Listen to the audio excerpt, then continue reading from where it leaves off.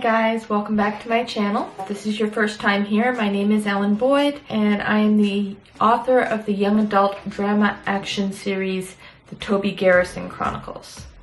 Today, I'm just going to answer a few questions that people have asked me personally about my writing and my books. So RJ Keating asks, what future projects do you have planned and which are in the works? Right now I'm working on book 3 of the Toby Garrison Chronicles, and I'm actually starting from scratch because the book 3 I was originally writing, I'm going to try not to make this confusing because it always ends up being confusing when I try to explain it. The book that was originally going to be book 3, as I was writing it, I got about a third of the way through and realized another story had to be told before the story I was currently telling. So that third of a book, the 30-some thousand words that I wrote, will not be trashed. They'll just be put into book 4 instead. And actually I think it's about 50 or 60,000, but probably about 30,000 of the words will be used for book 4. That's what I'm working on right now. In the near future, when I say near future, I mean the next year or two, I'll be finishing up book 4 and then I'll be doing a spin-off tentatively titled Tucker Armstrong P.I.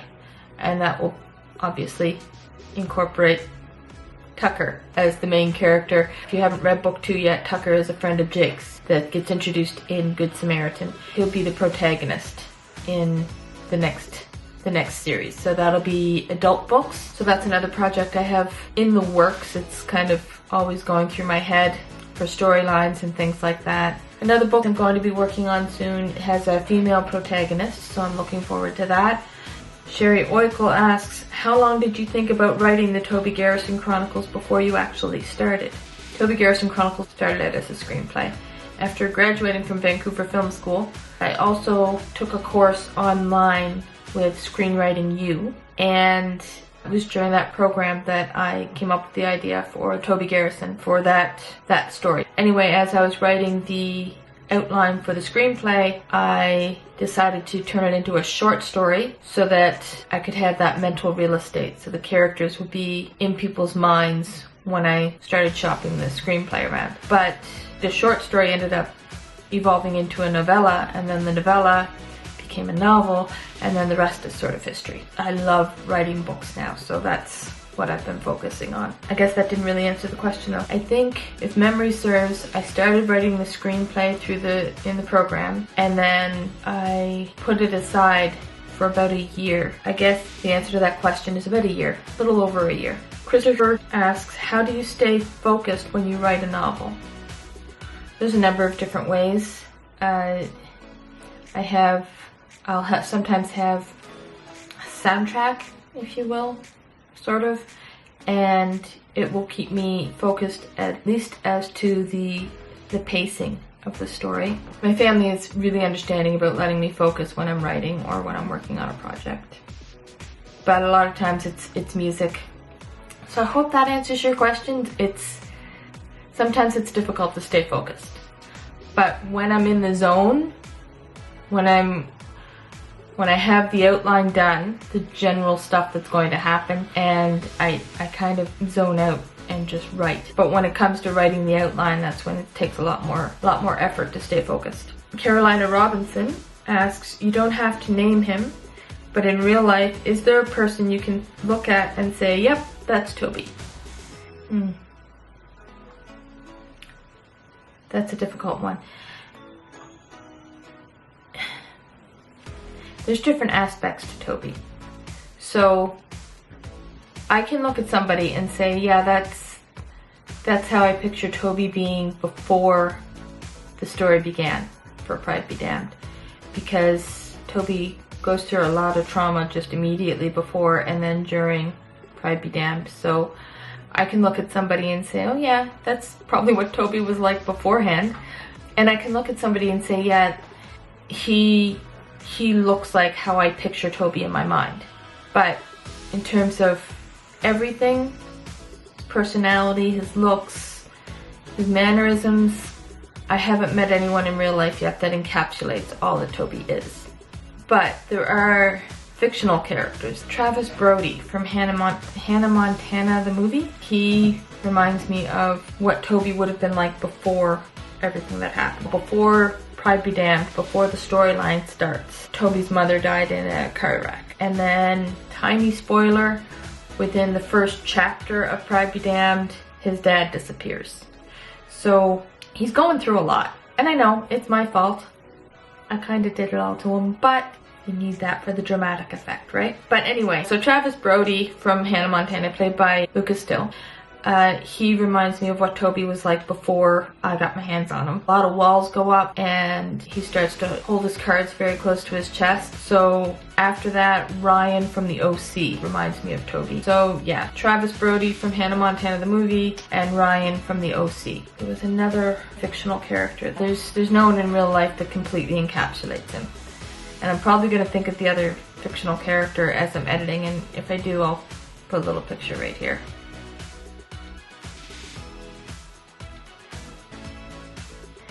And Debbie Farrell asks, what got you into writing and about a young man in his situation?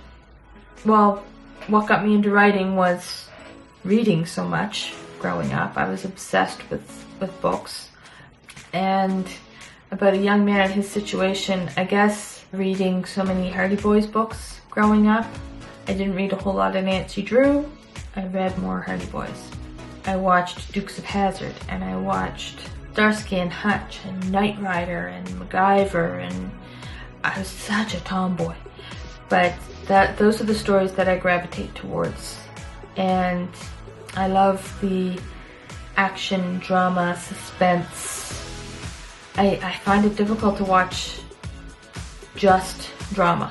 So I prefer stories that have a little bit of everything in them. Well, no. A lot of suspense, a lot of action, a little bit of drama, a little bit of dry wit. And I try to incorporate all those into my writing. Because I basically, it's sometimes difficult for me to find books that I truly love from beginning to end. It really annoys me when I read a book and I go through like all these pages and the author doesn't take advantage of the dramatic punch that's available. They pull back. And for me, it leaves it as an unsatisfying ending.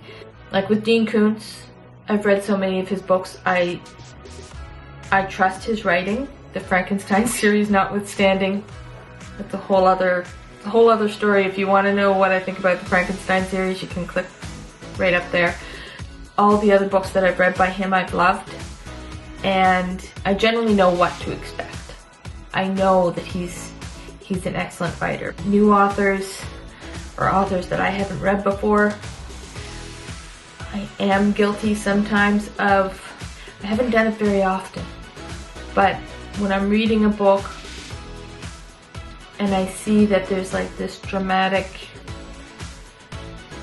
opportunity for the ending, I've been disappointed so many times that there are times when I'll skip to the end and make sure that there's a dramatic punch at the end. And I know that's a spoiler and I know I shouldn't do it, but if I'm halfway through and there's another 200-300 pages left, I kind of want to know that the author didn't pull back. And sometimes I'll still read it even if they have pulled back because I'm enjoying the book so much, but at least I'm not expecting that dramatic punch, because it's really disappointing when I'm expecting it and it doesn't happen. I won't get into any examples, I don't want to give spoilers, but yeah, there have been times when I've been disappointed by the ending. So that's about it. I hope you guys enjoyed this video. I hope you'll like it and subscribe, and also click the little bell so that you get notified when I upload another video. I upload every Wednesday and Friday at noon Eastern time. Funny story, last time I uploaded a video on Wednesday, a few days ago, and then realized the next day that I had actually uploaded it on Tuesday, and that day was Wednesday. So that happens sometimes when you're working from home, you lose track of the days, and that was me. I did that.